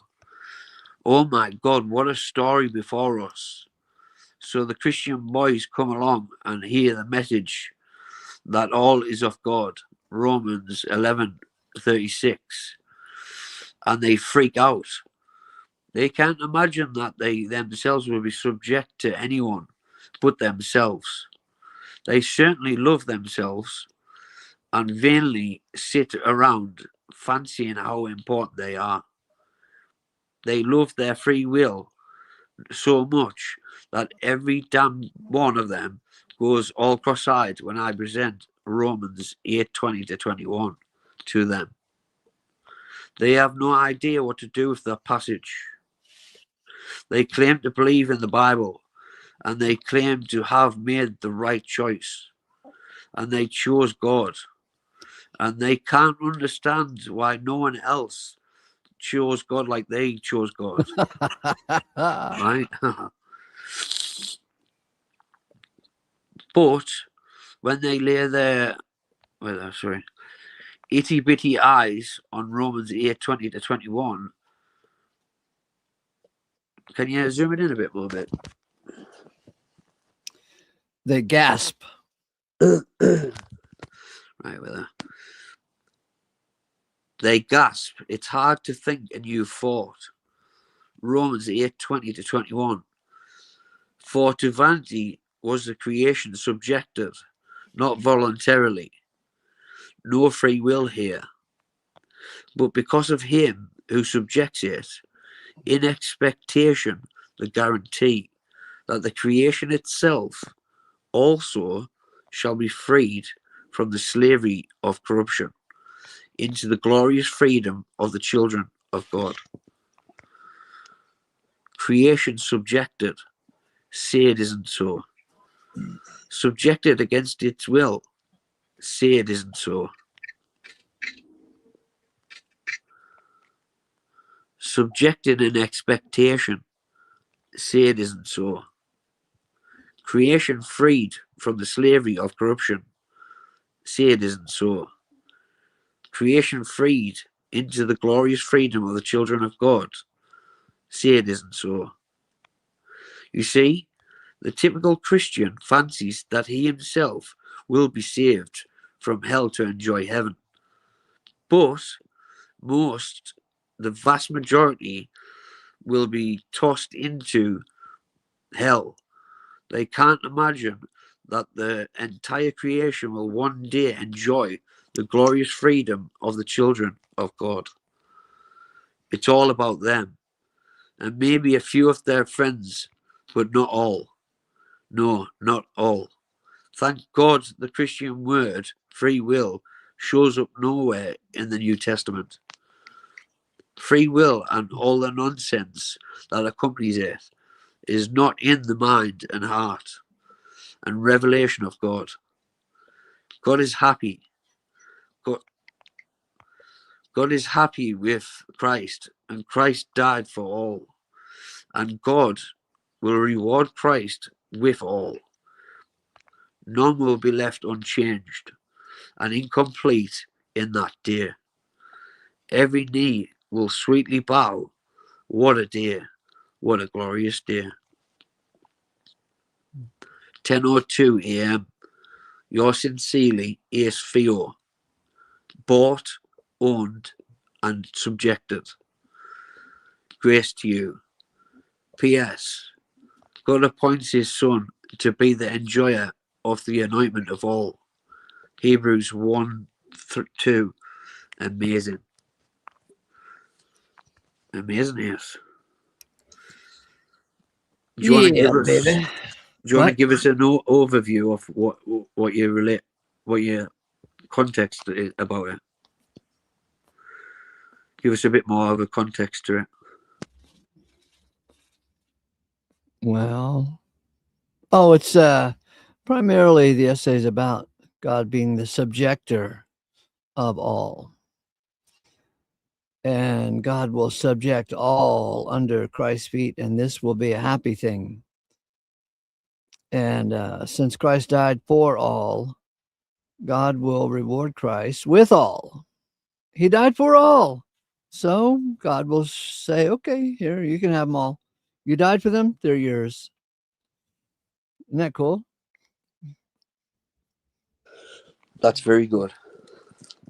So in the plan and revelation of God, there's no such thing as free will. Nope, there's God's will and Christ's obedience to God's will. Now we got a story to talk about. You want me to read it to you? Because please. As you said, sometimes you don't follow along when you're reading.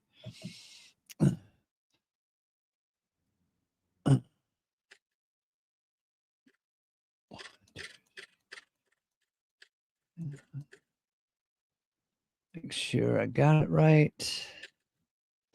It says something, Ace, when you've got to change the size of the lettering to smaller for you to read. Yeah. Oh, by the way, for your eyes, start eating sardines. Sardines, yeah. Especially sardines that are in olive oil. Packaged in right. olive oil. Not I like olive oil, actually. Yeah, so eat the sardines, and I think it will help your eyes. Yeah. Oh, that's great. Because I need something to help them because they're getting worse.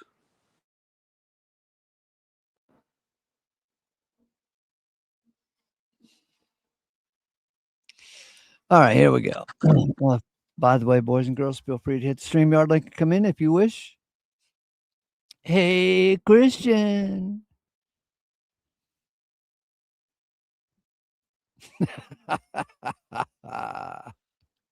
Hey, Christian. Hey, Christian.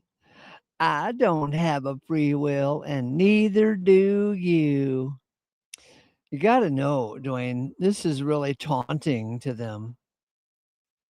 Hey, Christian, I don't have a free will, and neither do you. It's enticing them in. Oh, as if I want them in, but I just think it's fun to pinch their nose with reality. Hey, Sean. Sean, baby. All right, Sean. Hey, how you gentlemen doing? This fine Good Friday. Sean. Yes, Sean. sir. Yes, sir. I found a new way to like get motivated in the morning. You know how. I can already I can smell a skunk, man, coming. Bring it. Okay, tell me now. You got to tell me, Ace. You whet my curiosity. First of all, you just get out of bed, right? Just struggle to get out of bed, and then take your hand and spank yourself all around the bedroom, and then run away from your hand, right? And I tell you, it's such a motivating experience, you know, to spank yourself and get out of bed. And wow, you know, you're so happy to get away from the spanking that you know you start making coffee and make breakfast. And man, the day just goes better. Yeah, it's kind of refreshing. Yeah, why wait around for God to spank you when you can spank yourself? That's right on. Someone's got to take the initiative. That's right.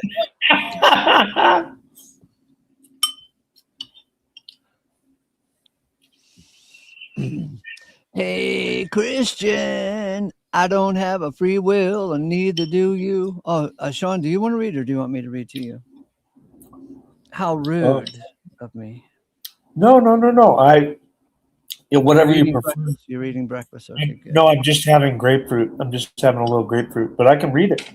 Hey, you know if you want me to. Or I can listen to you because speaking of eating grapefruit, you know how the government really cares for you. Oh yeah, they do. I can feel it. They're going to pass a law. They're going to pass a law that before you eat grapefruit, you have to wear goggles. You got to put on a pair of goggles so it doesn't squirt in your eye. You know, health and safety. Yeah, right. It's called OSHA standard 957.303. Yeah, you got to wear safety goggles to eat grapefruit. So do you have goggles on right now? No. I'm violating OSHA's standards. You don't have goggles on? No. Oh my God. You're really taking a risk there, buddy. I mean, you might end up like Dwayne. Dwayne, he just told us that he's got eye problems. And Dwayne, have you ever worn goggles before you ate the grapefruit? Huh? I can't even see, Sean. So we know the deal now. Dwayne, start wearing goggles and also eat the sardines. Yeah, sardines with olive oil. That's a really good one. I've been doing that lately.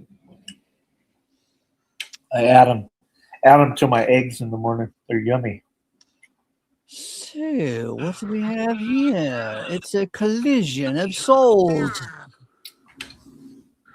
Good day, clown of Christ. Turn your mic on. Hello, brothers. Hey, are you driving or can you read for us?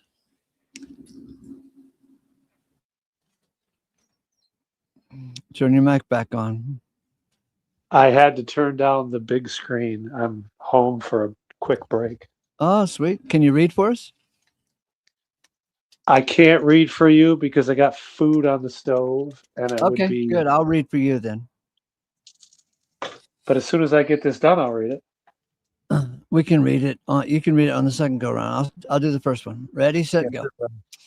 Hey, Christian, I don't have a free will, and neither do you. We are all subject to God, right?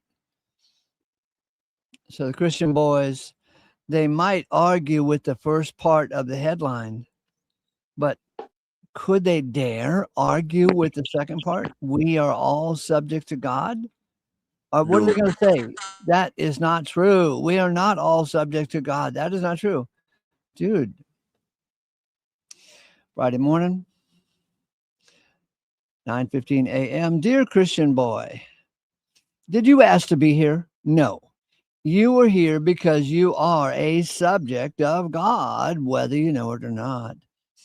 Did you choose your parents? No. Did God subjected you to your parents, your grandparents, your nationality, your hair color, your school chums, your blindness, your openness, your level of education, your understanding of things? Dude, where is your bragging? Everything you have, you got it from somewhere. You got it from God. 1 Corinthians 4:7. For who is making you to discriminate? Now, what have you that you did not obtain, dude?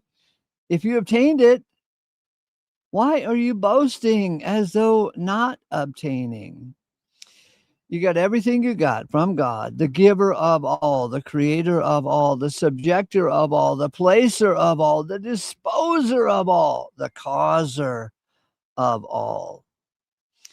God created you just as you are, with all your faults, with all your potentials, with all your puzzlings.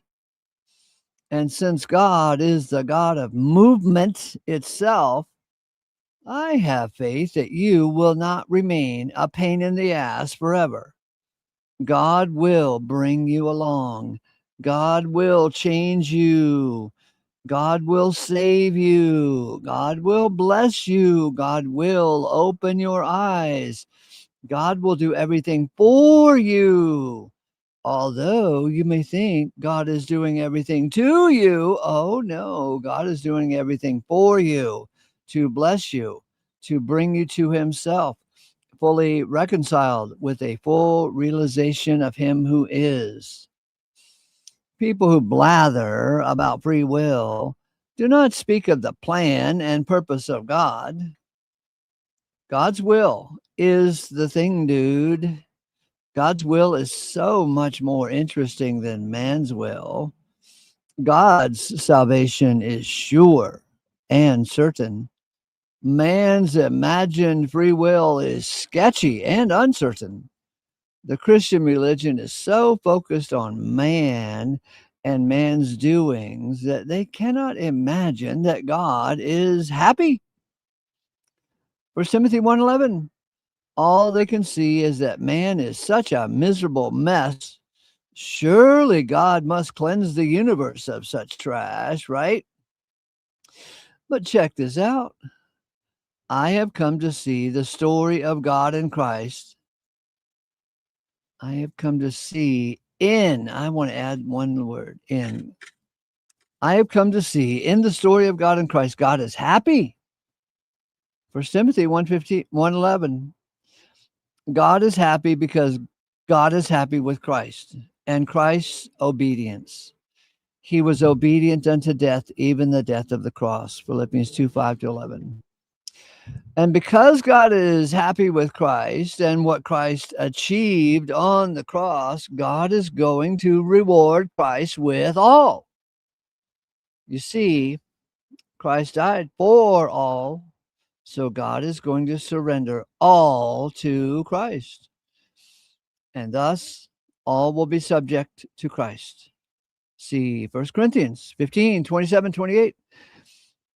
And when God surrenders all to Christ, in that grand subjection of all to Christ, then, baby, then Christ will be subject to God. And finally, God will be all in all. For he subjects all under his feet. Now, whenever he may be saying that all is subject, it's evident that it's outside of him who subjects all to him. Now, whenever all may be subjected to him, then, baby, then the Son himself shall be subjected to him who subjects all to him, that God may be all in all.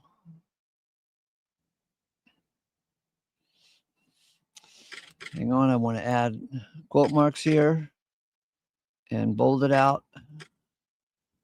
Now, whenever he may be saying that, quote unquote, all is subject, it's evident that it's outside of him. I need to highlight that as well. Okay, keep in mind that the Old Testament Hebrew word for God is subjector. Now, look at 1 Corinthians 15, 27, 28 again. Now, imagine the subjector. I want to get rid of the word now. I mean, keep in mind. Okay, let's get rid of this one. Okay. Keep in mind that the Old Testament Hebrew word for God is subjector. Now look at 1 Corinthians 15, 27 and 28 again. Imagine the subjector subjecting all under his feet. Wow.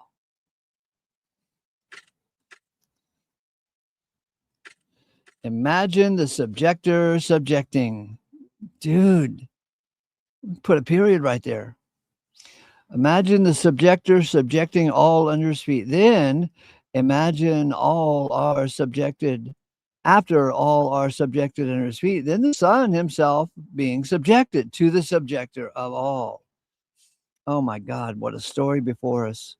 So the Christian boys come along and they hear the message that all is of God, Romans 11:36, and they freak out. They can't imagine that they themselves will be subject to anyone but themselves.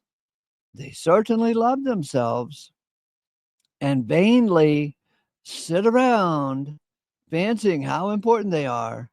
They love their free will so much that every damn one of them goes cross-eyed, all cross-eyed, when I present Romans 8, 20 and 21 to them. They have no idea what to do with that passage.